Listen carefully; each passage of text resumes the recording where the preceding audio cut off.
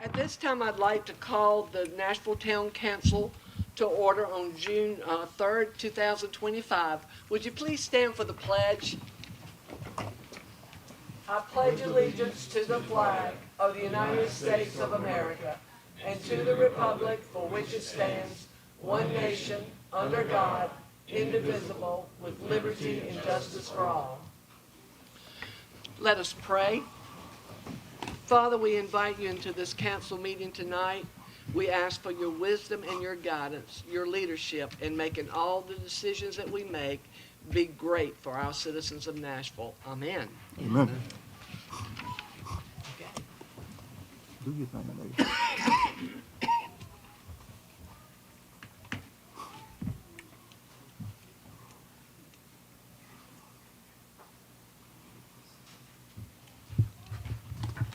If you'd stand right here. Tonight is really a momentous occasion for us at the town of Nashville as we come together to formally swear in a remarkable leader as our new chief of police. With nearly a decade of dedicated service to our community, Chief Shockley brings a wealth of experience, commitment, integrity to this esteemed position. Throughout the years, Chief Shockley has worked tirelessly to ensure the safety and security of all within our community and beyond, serving with distinction in many positions in the town of Nashville Police Department, from officer to lieutenant, as well as on the Homeland Security Investigations Task Force. These roles require a deep understanding of the complex challenges we face, both locally and nationally, a challenge that Caleb has met with unwavering dedication and excellence. Further affirming Chief Shockley's extraordinary capabilities, he was selected to complete the FBI's National Academy, an honor that brings together the best and the brightest in law enforcement from across the globe. The knowledge and leadership skills acquired through this prestigious program will undoubtedly enhance our police force's ability to serve and protect, not to mention the many, many cases that have taken violent criminals, guns, and drugs off the street of our community. Our new chief has consistently operated with a level of integrity that is truly unparalleled. Chief Shockley embodies the values and principles that are the foundation of trust in our law enforcement system. It's this integrity that assures us that the safety of our citizens remains their utmost priority, ensuring that Nashville continues to be a secure and welcoming place for all. Let us all extend our warmest congratulations to Chief Shockley as he takes his oath of office.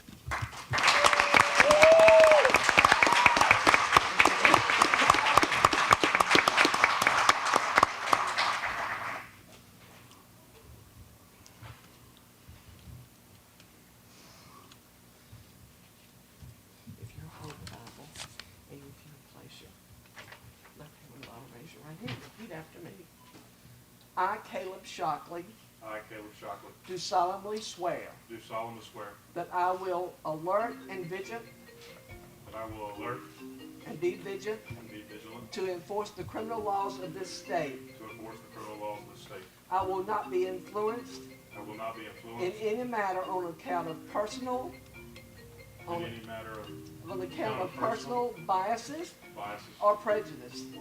That I will support and maintain the Constitution and laws of the United States and the Constitution and laws of the state of North Carolina, not inconsistent therewith, and that I will faithfully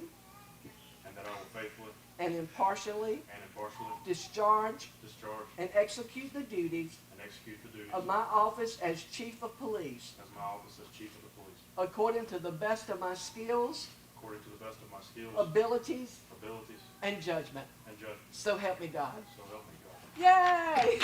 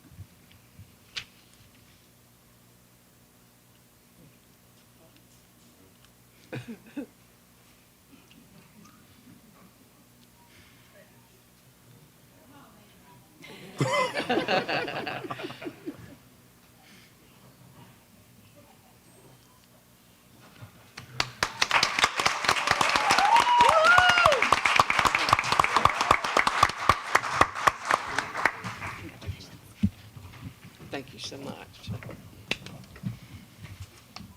All right, Chief. Chief, you got a few words for us?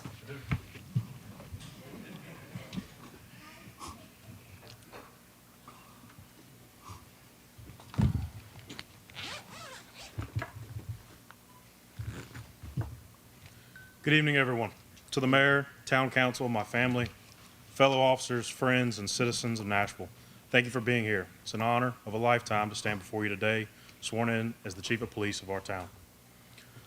First, I want to thank the town's leadership for placing their trust in me. I do not take this position lightly. I understand the weight of the badge and the complexity of leadership and the responsibility that comes with serving not just the department, but the community. To my brothers and sisters from the task force, thank you. You shaped my grit, taught me precision, and showed me the meaning of collaboration across agencies. Our missions weren't easy, but they were necessary, and your commitment to justice pushed me to raise my own standards every single day. You have taught me we are stronger together, and we will strive to build and mend relationships with other agencies, both law enforcement and public safety, to accomplish the jobs where those we serve always benefit. To the mentors who helped guide me and continue, thank you for your honesty, your wisdom, and when needed, your hard truths. You invested in me when there was nothing in it for you, and I vow to pay that forward to those that come after my time as you did for me. To the men and the women of the Nashville Police Department, I'm proud to serve with you, not just over you, always leading from the front. We have and will continue to build a culture where integrity isn't optional, accountability isn't personal, and service isn't seasonal. We're going to lead with a purpose, and together we're going to raise that bar. To my family, Lindsay and my 2 daughters and my son, you've cared you've carried more than your share of the journey. You've given me my room to grow and the roots to stay grounded. I love you, and I would not be standing here today without your support and sacrifices you've made over the years. To my mother and father, your example taught me the difference between right and easy, and I've carried those lessons with me every step of the way. And to my brother, as long as you begin your path in this profession, know that the weight of the badge is real, but it's no heavier than the values we were raised with. Do what's right, even when it's hard. If you can end each day with a clear conscience, knowing you stood by your principles, then you're on the right track, no matter the noise that comes with the job. To my neighbors and fellow citizens who share this place we call home, I am truly grateful for the trust you've already placed in me. That trust will not be taken for granted, nor will it ever be abused. It will be upheld through transparency, accountability, professionalism, and relentless selflessness service to this community. In law enforcement, customer service often comes down to the patrol officer who pulls into your driveway when you call for help. That moment matters. This department will strive to deliver the highest standards of service, to train our officers thoroughly and prepare them for the challenges ahead, and to ensure that your quality of life remains our top priority. Those who seek to bring crime into our town will not find refuge here. The path ahead won't always be easy, but with your partnership and the strengths of this department, I know the best days are still ahead. Thank you.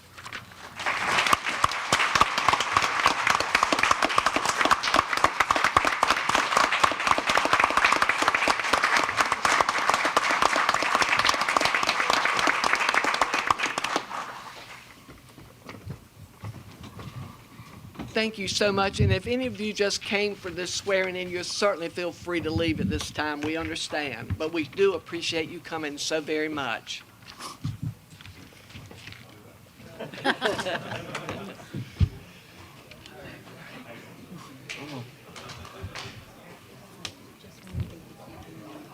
Oh, I know.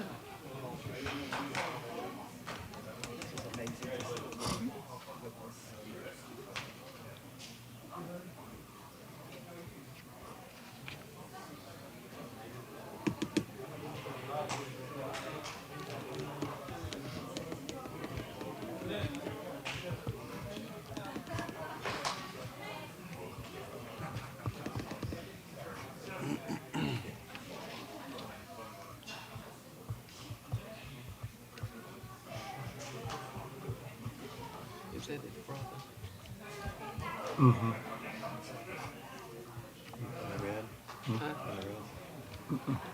I guess, Yes, suspenders on. yeah. One got suspenders on. What, yeah. That's his brother.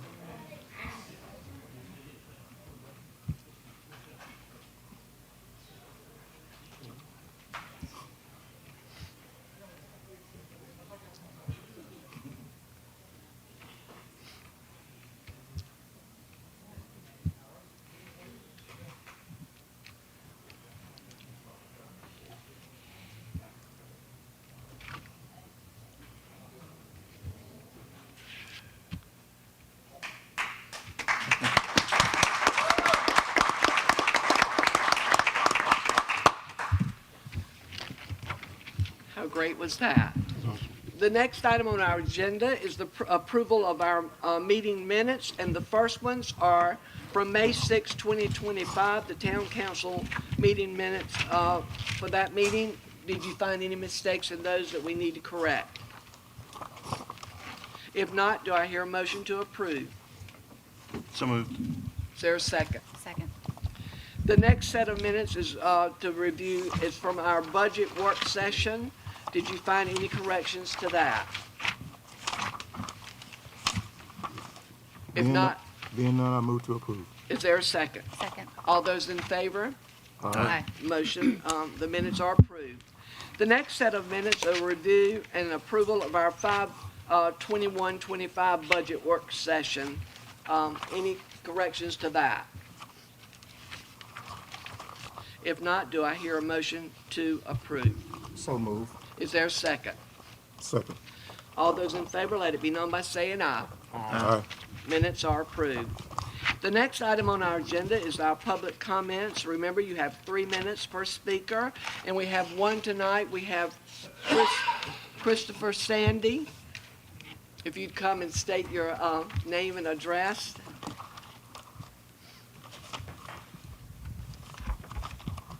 Hello, everyone. Hey, how are you? Christopher Sandy of 720 South Body Street.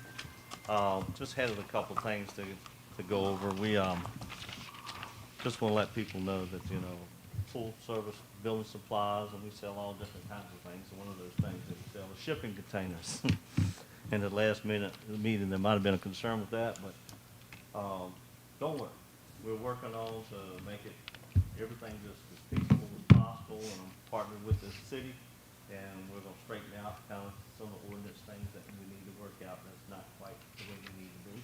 And so I volunteered to be a part of that and working with Sean and Randy. So looking forward to getting that straight. And just to let you know, I'm forking out $200 to make this happen. So that's my effort to make things better here. That's number one. Number two, real quick, is I had an update on the damage I had to my property from the runoff from the junction, and all the construction was there. It pushed a lot of water into my place. I've got about $25,000 worth of materials I've lost, and I have to sell over $100,000 in materials to recoup that. So just to let you know that, so we're dealing with that. The insurance company, according to the direction of the city council, it was turned over to them. They denied it. The adjuster came and visited. He didn't take any notes, didn't take any pictures, and denied the claim. I escalated it up. No change, denied the claim. So we're back to ground zero. So it's back here with us. What do we do? Number one is fix the problem, and the council's already voted to fix, the problem. And according, I think Randy said that some efforts are going to be done to make some things happen with that next week. But right now, I know I'm at the end of my 3 minutes. I thank you, and I'd like the next step is please tell me, what do we do now? Thank you, Chris, so very much. The next item on our agenda is the 26 budget. Randy?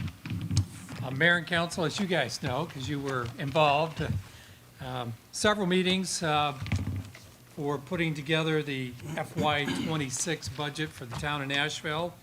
And what we have before us this evening is a budget in the amount of $16,618,082. And this budget is less than the current budget we're in. Main reason is because we're not doing as many capital improvement projects. But the department leaves all levels of service across our 9 departments at the same level they are. No cut in services anywhere. There is proposed in this budget a increase in sanitation and recycling fees. Combined, that increase would be $4.50 per user per month, taking it from $27.50 to $32 even a month. The additional revenues, since this budget does have in it the purchase of a new garbage truck, we're trying to keep those in a replacement schedule once every 4 years, and it's $400,000. So these new garbage and sewer recycling rates will help us put away about $100,000 a year. So 4 years from now, we'll have the money in hand to buy the next garbage truck when it's time. So those garbage fees were last increased 4 years ago, and the recycling fees 2 years ago. The budget also has several planning and zoning fee increases for subdivision review, rezoning requests, special use permits, zoning variance requests, and some fees for police department reports. Once again, there's no increase in the water and sewer despite notice from the city of Rocky Mount that the Rocky Mount city staff is recommending to its council an increase in both water and sewer for this coming year. They have their public hearing coming up later this month and will likely put those into place. As the council decided at the last work session, now that our audit is finished, we're going to be able to have the School of Government help us out doing a rate study for water and sewer, and we'll be taking a look at the new fees that we have to pay to City of Rocky Mount for both water and sewer, and where we are with our own capital improvement project, and as far as big ticket items, squirreling money away for those purchases, and see how our rates shake out with that new rate study. So the general fund revenues are projected at $9,016,006 and expenses at $9,258,481. There's a $240,000 shortfall between general fund revenues and expenses. $181,000 of that is for one-time purchases, not ongoing expenses. So as in years past, we shore up the difference general fund with fund balance or reserves on hand. And again, as long as that doesn't significantly dip into and have to go for reoccurring expenses, it's not a bad situation. In fact, that's kind of why we try to squirrel away and have a fund balance.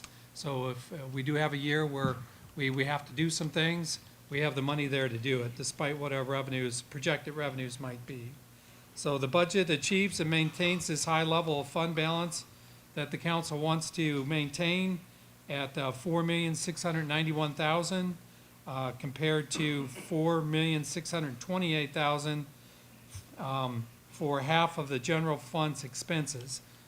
In the past, the council said we want to keep a fund balance that's at least half a year of our general fund expenses, and this budget maintains that. We've been able to keep that for, the 6 years that I've been here, and this will be going forward also.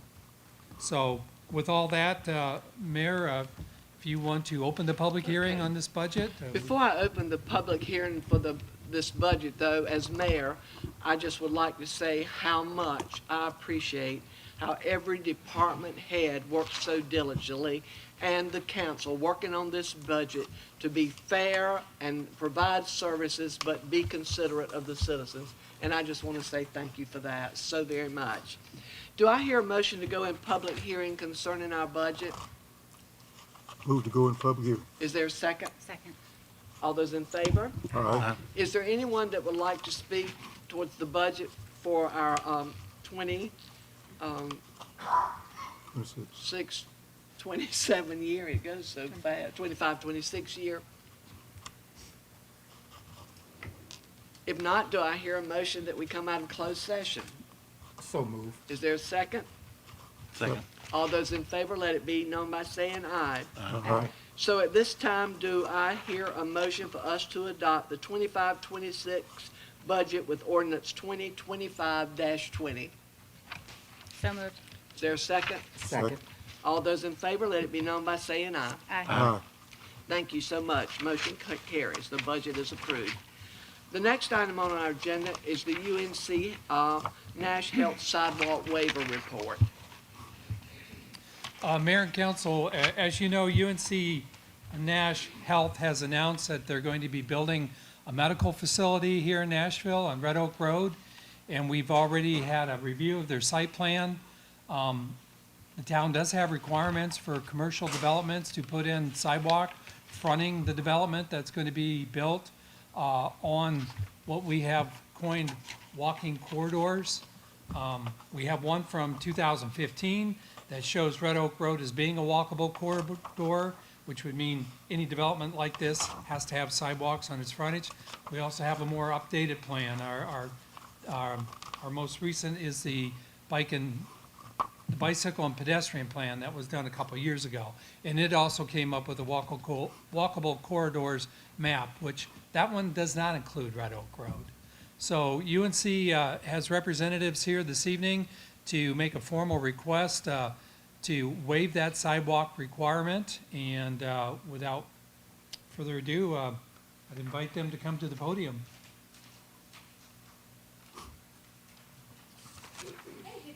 Good evening. Thank you for allowing me to be here. My name is Laura Holloman. I'm the project planner representing UNC Health, and also joining me tonight is Sam Marshall. Yeah, Sam Marshall, consultant with UNC Nash. So, and Randy and Sean have been a pleasure to work with this whole process. We went through a very pleasant rezoning experience before you all and got a successful approval. We've gone through the site plan process, wonderful experience. Again, they've been so responsive, easy to work with. Them and the whole technical review committee, which, as you know, is comprised of your various departments. So want to commend them for a job well done thus far. As we were going through the site plan process, it was brought to our attention the public sidewalk requirement across our property frontage. And as y'all may recall, we're right there on Red Oak Road. We've got the Joyner property on one side, which, as you know, that was the very enthusiastic gentleman that was not keen on developing his property anytime soon. And then we've got, we're right there by the on-ramp for 64. So I can definitely see why your latest and greatest pedestrian plan did not include a sidewalk, because you would really be dumping folks onto a very unsafe situation where they're faced with trying to cross a highway ramp with not very good visibility for both the pedestrian or the vehicle trying to enter onto the highway. In fact, I was looking, just seeing what else was in town around 64 that had a sidewalk, and there is none. As you go into town, into the downtown area, that sidewalk stops right before, just past the Sitco, right there it stops. So I say that to say it makes sense, because it stops right there, right where the transition is from your more walkable downtown area to your more highway commercial, where you've got a lot of cars at high speeds and probably not a lot of safety issues right there. We are volunteering to do a 10-foot sidewalk easement across the property. So if things change and the speed is lowered and there's a lot of development out there and folks get really conscious about driving at a safe speed, and it becomes, in the future, if there's, much more development out there and becomes more pedestrian friendly, that can be put in at a later time, if and when that, town plans change. I noticed in the staff report there was also a comment from the Nash and Wilson DOT district engineer, noting that, this would be a difficult connection to make, and also, she's not wrong, there's also a significant grade issue, which would require a pretty significant guardrail to be able to, along the sidewalk, between the sidewalk and the road. So it's, there's a significant grade there across the frontage, so you're really, when you think of a friendly pedestrian area, this really doesn't lend itself to that. So we're happy to answer any questions and thank the town for its time tonight, but overall, we're excited about the facility. We are on track to be open by August of next year. So this is just part of the process, and welcome any questions that you all may have. Do any of the council have questions? I have one. Yes. So the 10-foot easement, does it come with any funds? Future funds? Yeah, we had not planned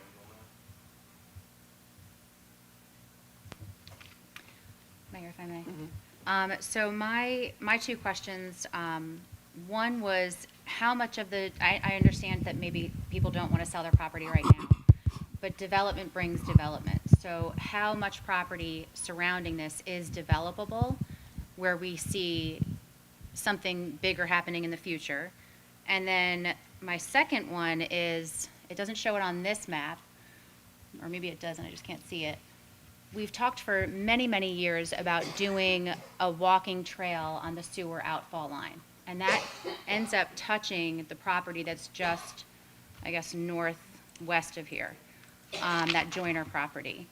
So there is a potential to be walking on that trail and then walk down. So I did absolutely want to hear whether it's feasible or not to connect from that walking trail down Red Oak Road to where all of those shopping areas are.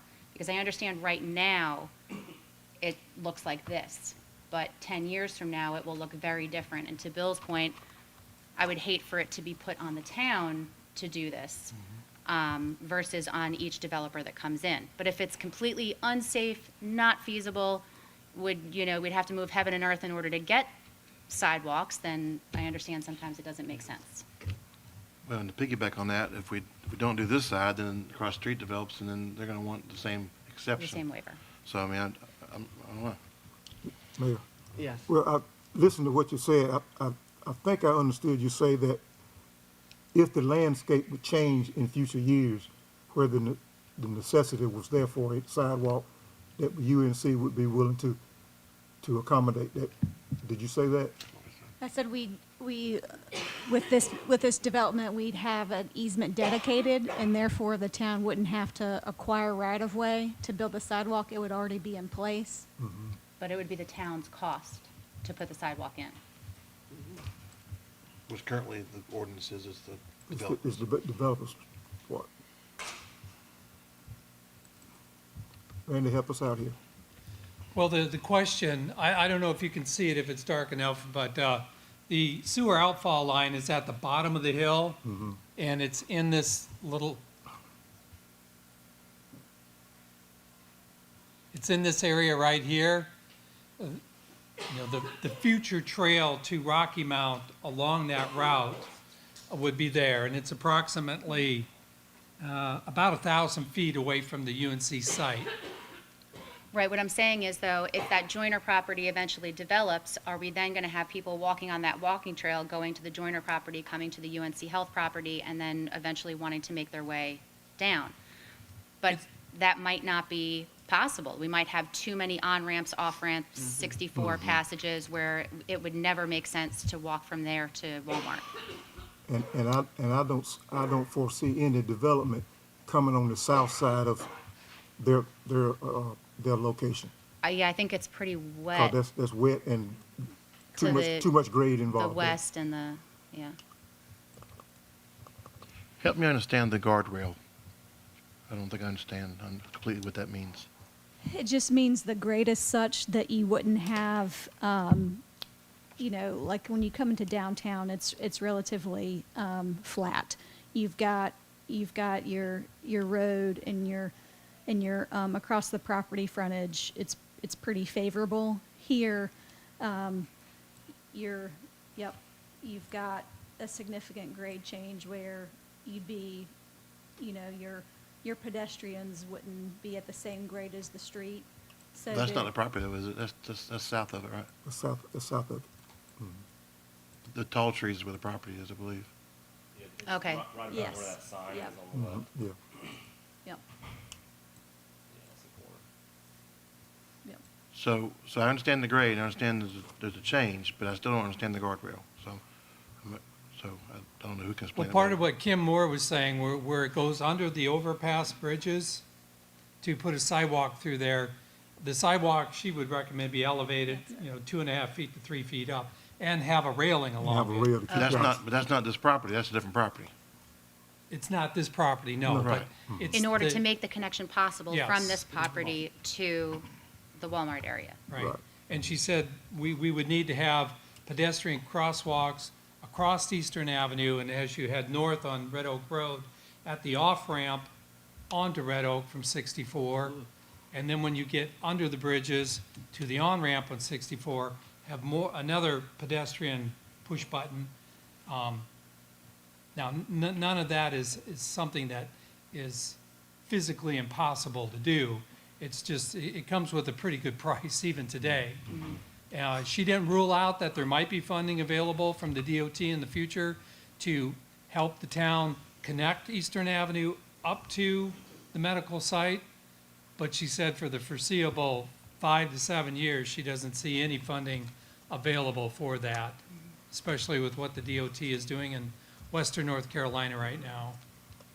But, I mean, we don't know what this Mr. Joyner's gonna do. I mean, if starts getting developed across the street, David Rosa starts getting developed, and all of a sudden people start walking, and now we don't have a sidewalk. And so that's my concern. Because we don't get it up front, we won't get it. I know there's gonna be easement, but then we gotta find the cost later on. Another council's gonna have to figure that out, and then they're gonna talk about us. So, I mean, I don't No know. vision. Whoever does the development, then we look at them to help us fit that bill. But as it stands right now, I don't see us holding them back with the sidewalk. So I would offer a motion to go ahead and approve. Is there a second? Second. All those in favor, let it be known by saying aye. Aye. Aye. Opposed.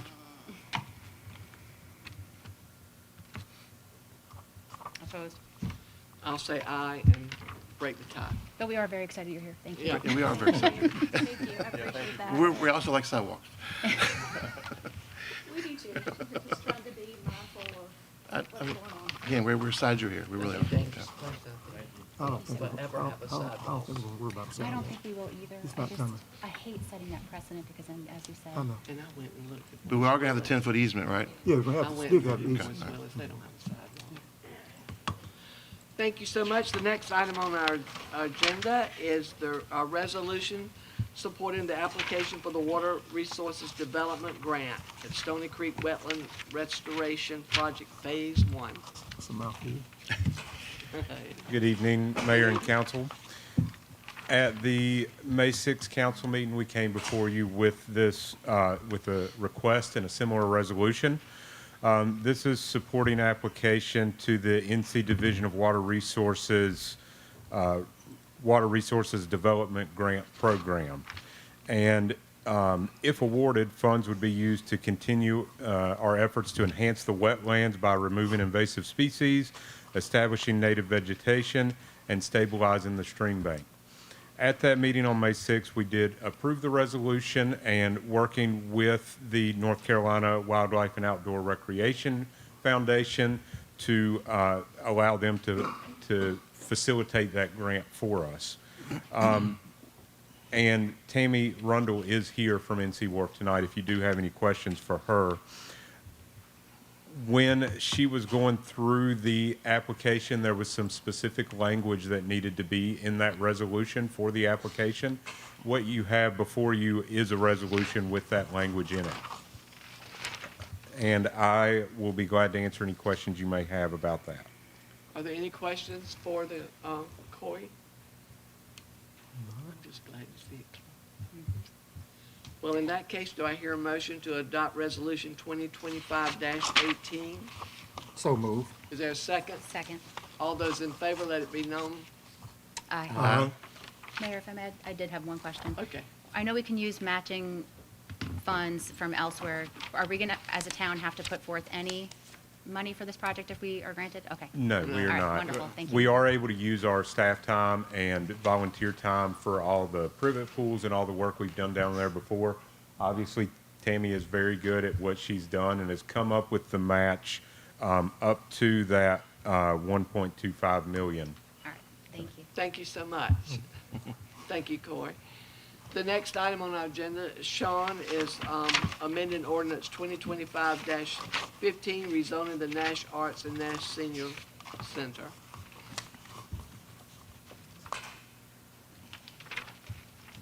Good evening, Mayor and Council. As you can remember, back on April 8, 2025, we held a public hearing that night in Council where we approved the ordinance 2025-15, rezoning 100 East Washington Street, the Nash Arts Center, and 103 North Austin Street, the Nash Senior Center, and the parking lot of the Nash Senior Center from O&I R10 and to B2.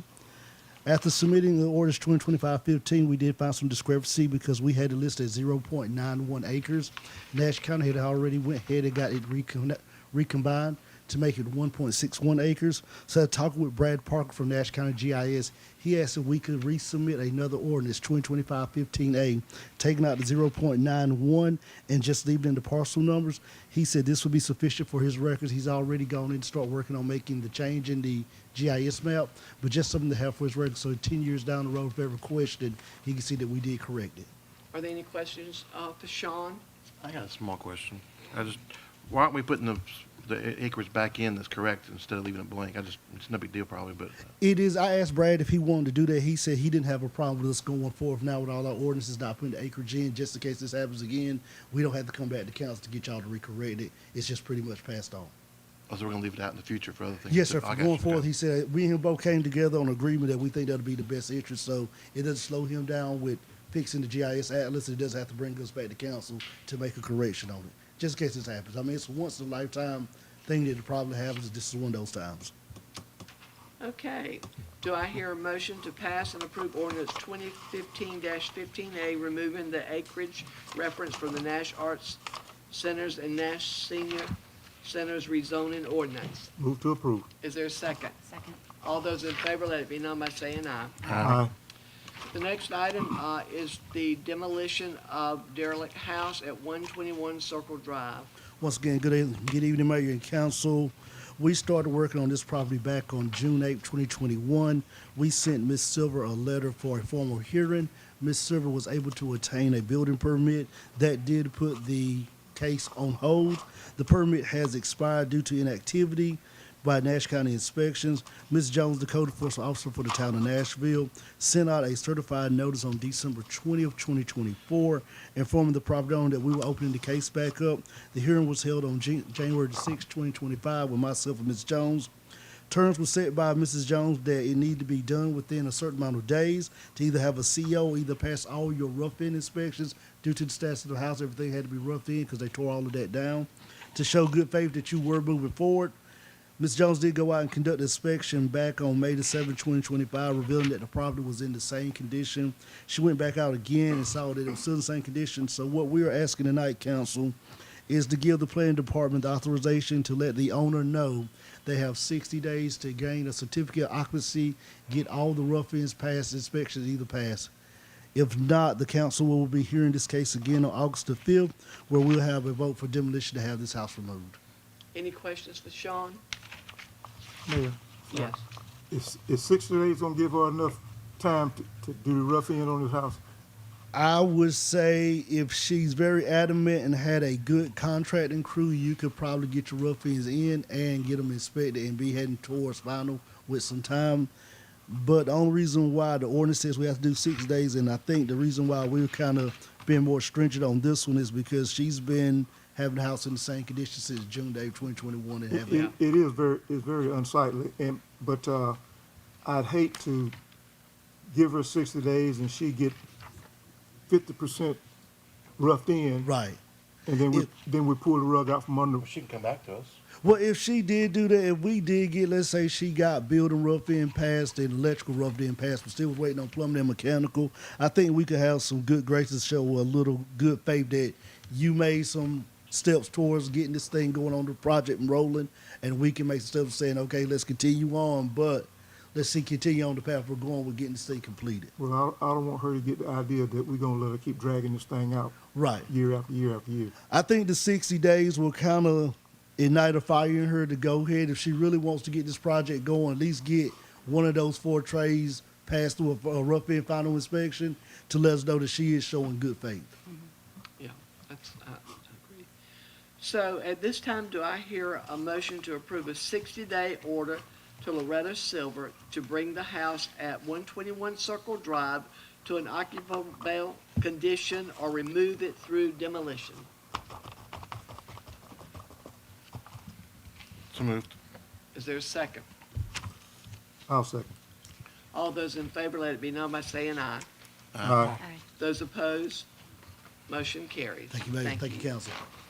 The next item on our agenda is Ward Street speed hump request. Mayor and council, we've received a request from the neighbors or the residents on Ward Street to have 2 speed humps installed on Ward Street between Brake and First Street or Highway 58. Per the town's speed hump policy, the petition that came with that request was signed by 75% of the residents who live in that stretch of Ward Street. In 2023, the council approved placement of 2 speed humps on Virginia. Actually, those were bumps. And we'll get into the difference here in a minute. In front of the elementary Nat School, per the neighborhood's request, speed humps are manufactured speed bumps that are considerably less expensive, but than on-site construction speed humps. But the speed bumps are much more aggressive and abrupt when you pass over them.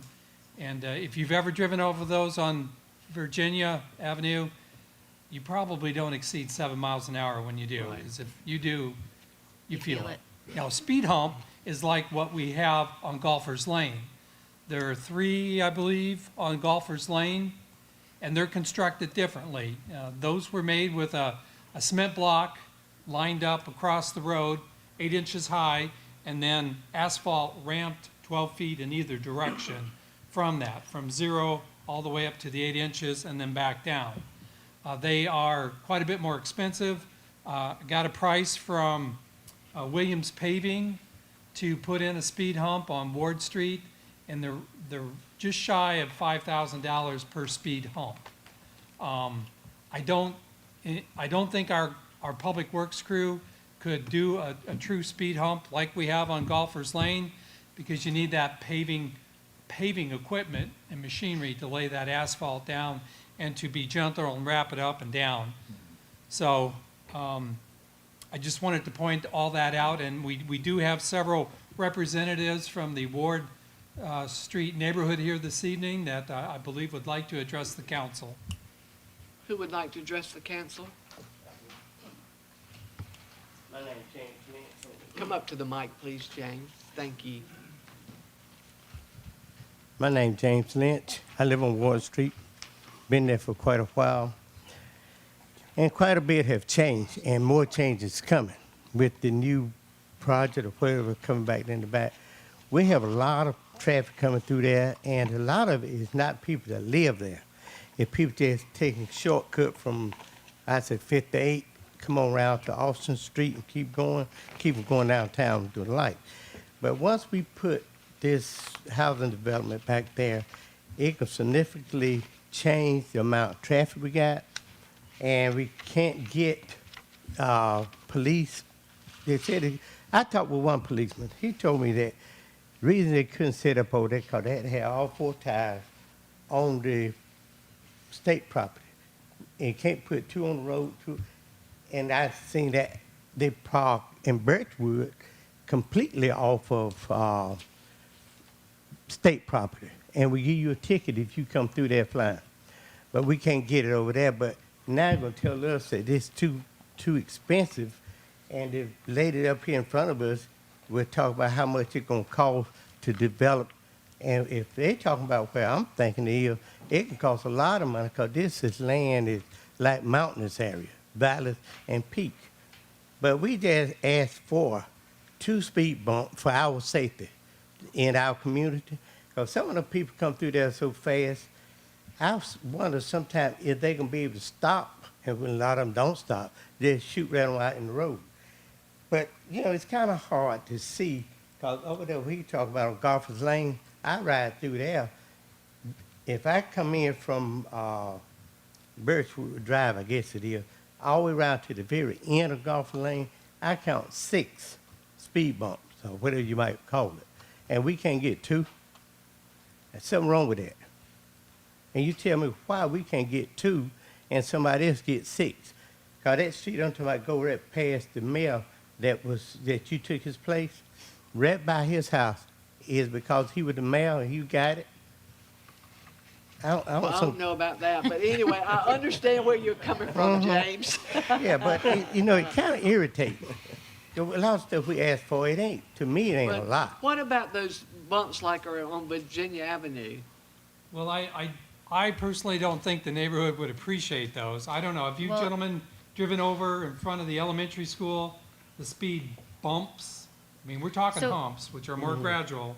Speed humps, they'll get your attention. But they'll slow the people down. That's right. Like Yeah, the speed don't hump care. to me doesn't even do the job because those are fun for people to Yeah. ride over and go at a high speed. The speed bump, that'll slow you down. Like you are not going over Go that by fast. those, James, Yeah. over on Virginia But what Avenue. I'm saying is, the people that live over there, we would respect it. You know, I don't care how bad it were.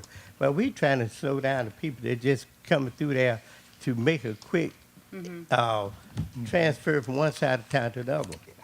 And I tell you what, when I back out of there, out of my out of my street, my driveway, I look and I look twice. Cause if you don't, when these jokers turn in there, they're on top of you before you know it. And if somebody hit me, it's whether that was your fault, you know.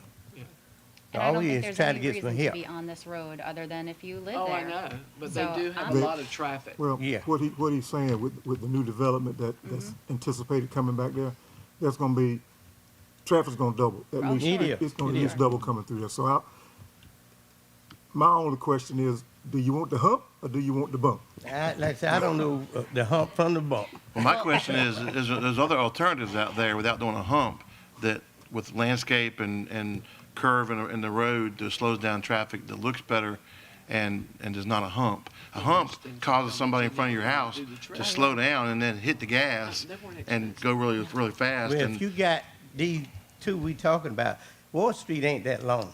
So if you got to slow down to There's no get across speeding up. this one, and it ain't gonna make a lot of sense. Some of these jokers come in with their little loud vehicles and jacked all up, slow it. They gonna take time then to slow down, don't they? Probably tear up something. And I wish they would. I think the bumps too, because they are a measure that can be put in easily and taken out if they didn't like Right. it. So if they said, you know what, this is a little too aggressive, we'd rather do the hump, then we can address it then. I say go with the I 2 would bumps. start off with the 2 bumps. Yeah. Yeah. But like I said, long we as residents in the area see that somebody care and Well, trying we to do care. something. Okay. well, they have rubber options too, right? I mean, I've seen rubber Rubber. also. Yeah, yeah. But I think those, I don't even go down Virginia Street anymore because I they still are do so Virginia every aggravating. day, but I certainly go slow. Because you have to slow down to go there, else you will not have a vehicle. But anyway, okay, we'll see about that. Thank you so much Okay, for thank coming y'all. and sharing. We appreciate it.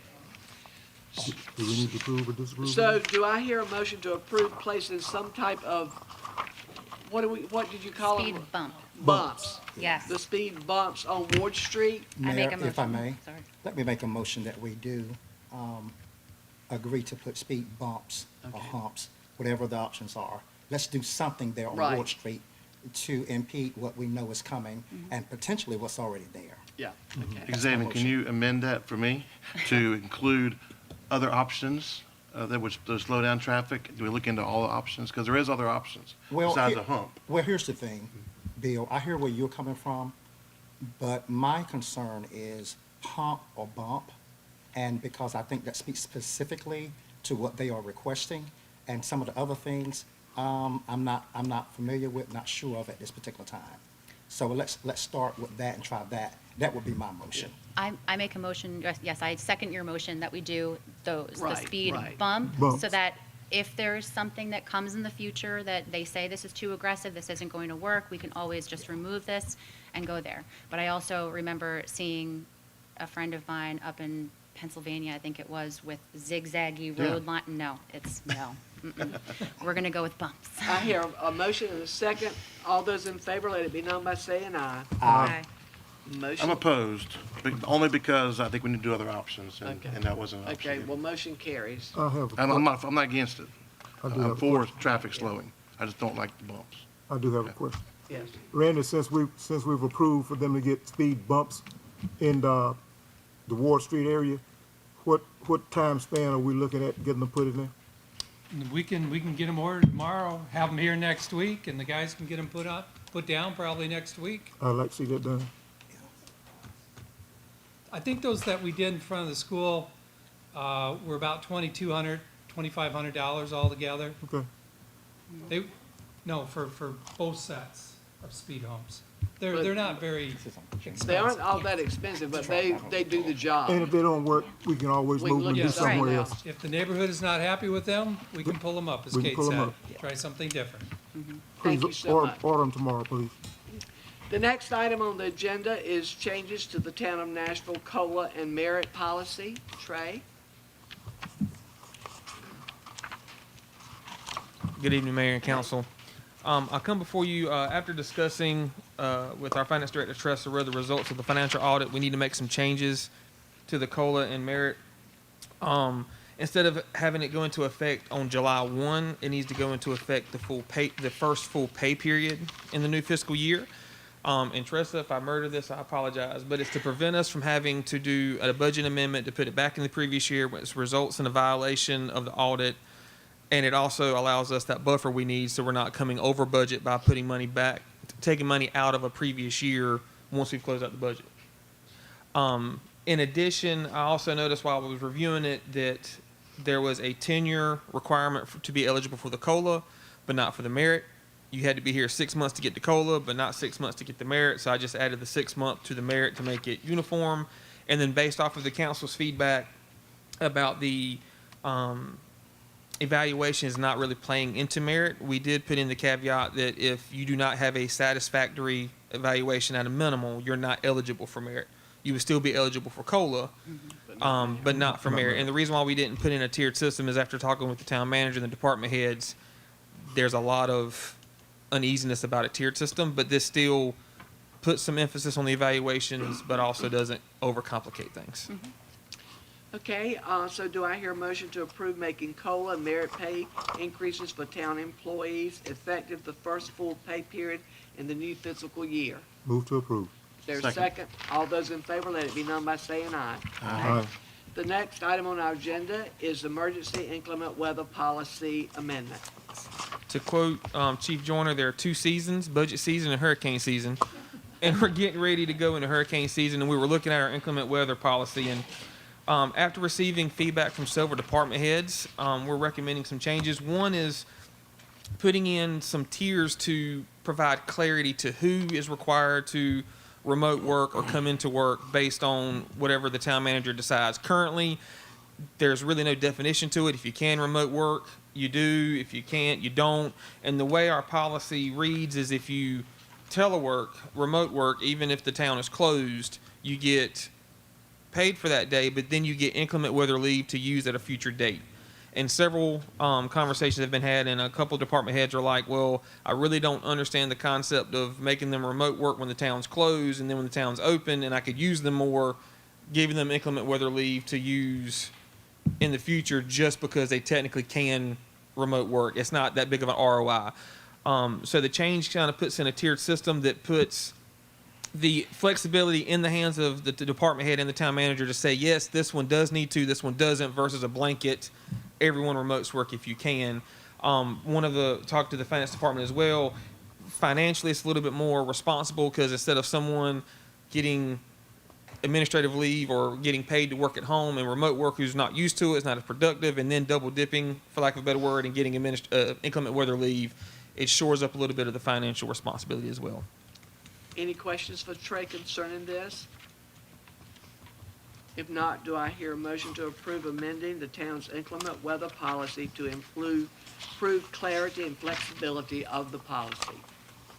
So move. Is there a second? Second. All those in favor, let it be known by saying aye. Aye. Motion carries. Thank you. The next item on our agenda is budget amendment number 17. And if it looks like Tress has been saving them up, It does. I believe she has. I did. I stayed in. So I was trying to get on a meeting with my son. Didn't have a lot. But anyway, good afternoon. I'm before you to present, I believe it's 7 budget amendments. Budget amendment number 17 acknowledges new revenue from Braswell Family Farms for $500. Funds will be allocated for our annual Easter event. Budget amendment number 17 increases both revenues and expenses for FY25 by $500. Do I hear a motion to approve the budget for amendment number 17? So moved. Is there a second? Second. All those in favor, let it be known by saying aye. Aye. Okay, budget amendment number 18. In October and November of 2024, several employees volunteered to help out with hailing disaster in the mountains, which was a FEMA grant. They are, we will be reimbursed. We just don't know when. So budget amendment number 18 will increase the revenues and expenditures for FY25 by $42,474.98 to cover police and fire salaries. Any questions? If not, do I hear a motion to approve budget amendment 18?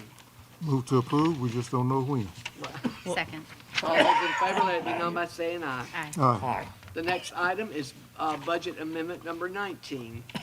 Budget amendment number 19, in 2022, the town was awarded $38,682 from the Department of Natural and Cultural Resources. This fiscal year, the grant was amended, and Brian, our library director, was informed that we had not utilized all of the funds, and we needed to spend the additional $6,245.05. In December of 2024, Brian purchased 6 computers to utilize the remaining funds. Budget amendment number 19 increases both the revenues and expenditures by $6,245.05. Any questions? Move to approve. Second. Second. All those in favor, let it be known by saying aye. Aye. The next approval is budget number 20. Budget amendment number 20 closes out flex spending fund, which is Fund 45, by $26. The revenue will be returned to the general fund supply line due to no activity over the past 2 years. Any questions, Mr. Tressa? If not, do I hear a motion to approve budget amendment number 20? So move. Is there a second? Second. All those in favor, let it be known by saying aye. Aye. Approved. The next one is budget amendment 21. Budget amendment number 21 appropriates $50,617 from federal drug funds fund balance to cover the cost of new guns and ping requests. Budget amendment 21 increases both revenues and expenditures by $50,617. Any questions for Tressa? If not, do I hear a motion to approve amendment 21? Move to approve. Second? Second. All those in favor, let it be known by saying aye. Aye. Approved. All right, budget amendment number 22 recognizes new revenue collected from the sale of Department of Defense, DOD equipment. Revenues are restricted to the police department for expenses over and above operating expenses. Budget amendment number 22 increases both revenues and expenditures for FY25 by $103,250. Any questions? If not, do I hear a motion to approve budget amendment number 22? So moved. Second. All those in favor, let it be known by saying aye. Aye. And budget number 23. 23, budget amendment number 23 increases revenues and expenditures for FY25 by $2,500 to cover the June loan payment for the Edgecombe Martin. The original budget covered 12 months of payments. However, the first payment for June of 2024 was posted in July, which resulted in an extra payment in FY25. More or less, we just received the closing of the Edgecombe Martin loan, and just timing. It failed in July and we had to make the payment, so it put our current year short one payment. Okay. Any questions for Tressa? Move to approve. Second? Second. All those in favor, let it be known by saying aye. Aye. Budget amendment is approved. Town manager, do you have anything else you'd like to say? Just one quick thing.